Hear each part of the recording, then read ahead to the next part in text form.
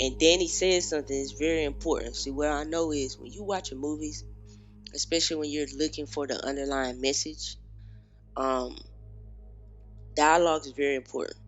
It's very, very, very, very important. So, a lot of times, movies that people find really boring, they usually have a lot of dialogue. So it's always about what that story is trying to tell you, because a story is a means of subconscious motivation to motivate you to do something subconsciously, because a movie is playing on your mind. That's why you go to a theater.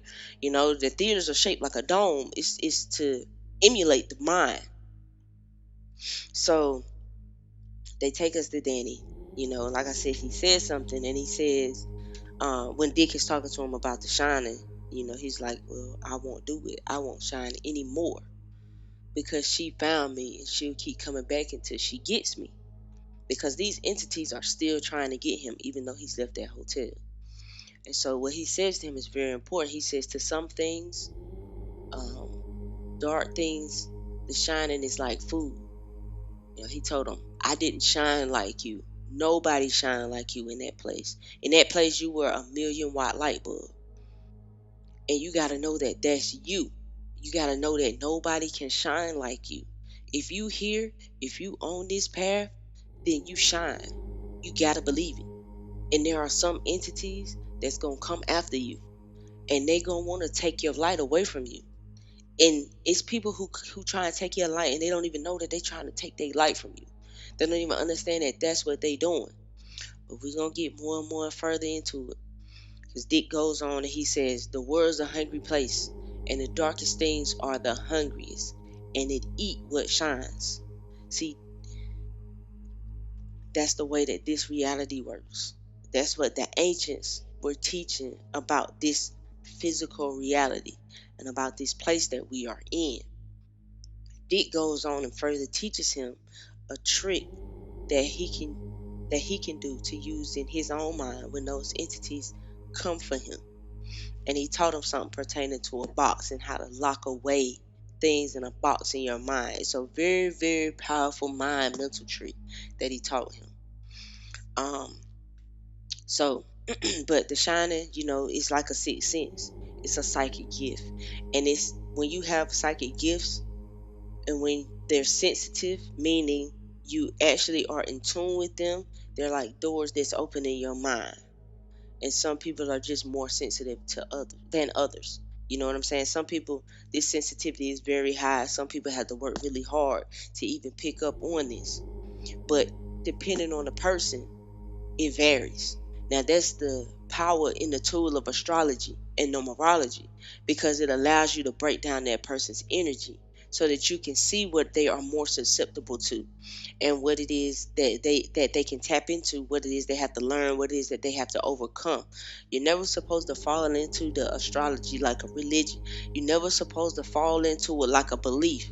It's a tool, but so much of our history and so much of who we are has been lost all throughout the course of human history. The only history that they're telling us that we're working with is about 6,000 years old, maybe 10.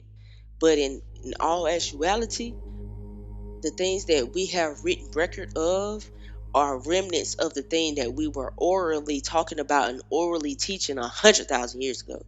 See what I'm saying? Hundreds of thousands of years ago, we was teaching it and we were doing it, and it was oral, and there was just this vast decline because there were things that occurred throughout the human history, and it allowed us to decline. It made us decline. If you've seen the show C emphasizes that, because although these people, you're made to believe that these people have degraded or that they are more savage because they have lost the sense of sight.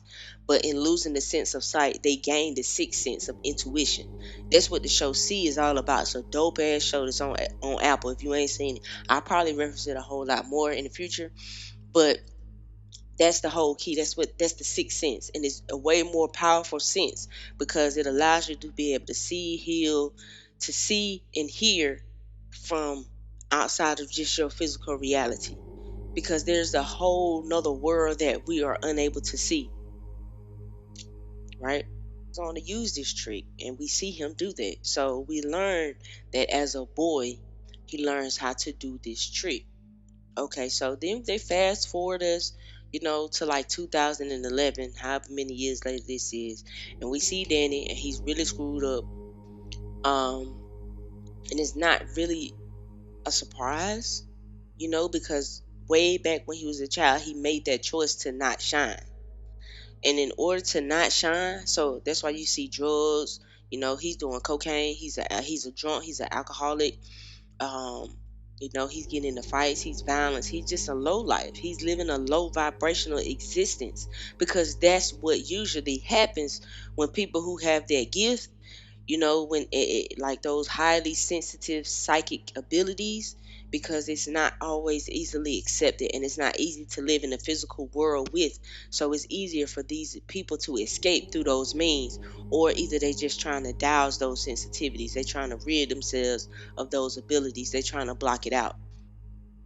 um and when you're gifted, when you're chosen, it's not an easy path in the physical. Like, believe that and understand that. You know what I'm saying? So you're chosen, you built for it.